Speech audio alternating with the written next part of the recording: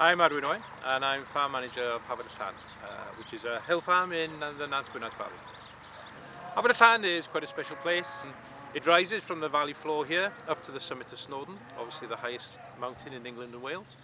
It's got a huge range of habitats. We've got the fields on the valley floor, we've got the woodland in the intermediate zone, and then some freeland, and then the open mountain.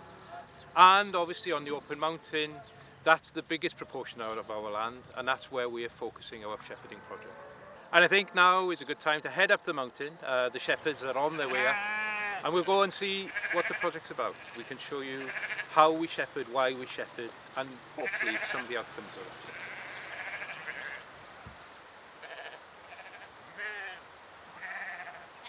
I'm Sabine Nouvet. I'm the ecologist for the National Trust in Snowdonia and Llan. When the National Trust bought this farm, Hafod y Llan, the first thing it did was cut the numbers of sheep from 4,000 sheep to just under 2,000 sheep.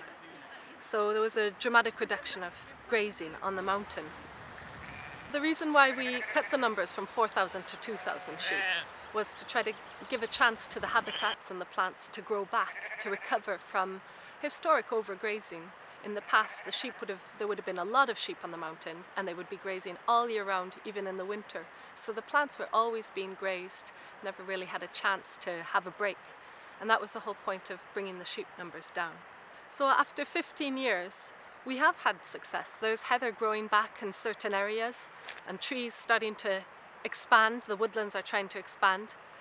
But in some areas, we still don't have that success that we wanted.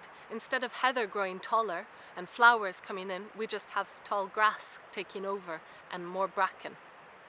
In contrast, on the tops of the mountains, we still have areas that are being overgrazed, where the grass is still very short and the heather has been grazed even harder in the last 15 years. We thought long and hard about the problem, and effectively what we need to do is move the sheep from areas that are overgrazed to the areas that are undergrazed. And that's not going to happen unless we have people here, and obviously shepherds. So that's what the project's about. We've got a shepherds with dogs, and they're here 7 days a week moving the sheep to those areas that can tolerate more grazing.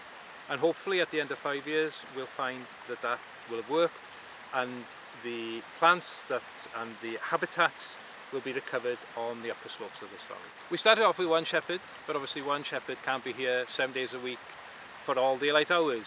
And that was probably the weakness of the first year. We weren't able to provide enough cover. And so therefore this year, what we've been able to do is secure the service of a second shepherd. So we've now got somebody here 7 days a week. And I think it's fair to say that we're already seeing the impact of that. The sheep numbers on the zones where we want to keep them off are reducing quite considerably.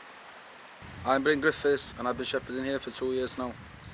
This is my office and I take shelter when it's really bad, but most of the day I go out with the dogs and move the sheep from the top half down into the lower parts to graze the longer grass. My name's Dan Jones. I'm the new second shepherd here at Hafod y Llan. By employing me, we are able to cover all the daylight hours, shepherding for all the daylight hours throughout the summer months. Shepherding up here would be impossible without our sheepdogs, so we'll go out and show you how we work them, and we work the sheep.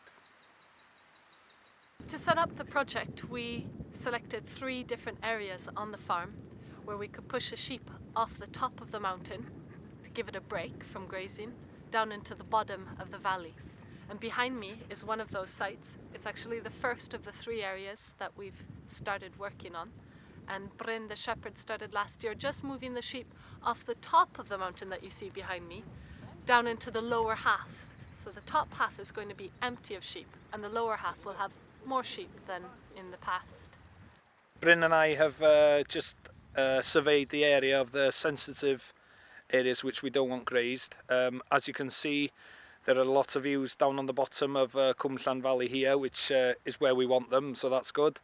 But we do have a few stray ewes up Ganol Cwm Llan behind us, and there are 2 or 3 as well up towards the Aran on the Gaeall. So they're on the sensitive areas, and we need to go up there.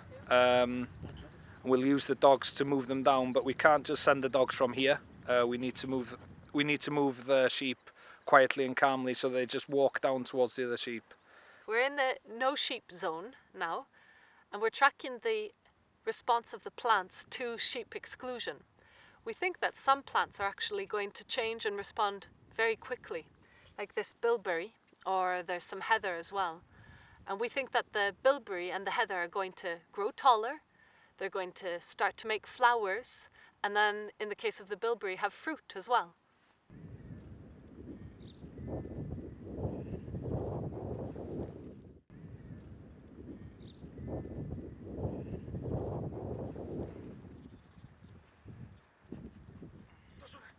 If I were to describe the vision that we have for the farm using this and this project, it's that we would have purple on the tops of the mountains with the heather blooming, and then in the valley bottoms you have green, a mixture of green grasses and plants where the sheep are grazing.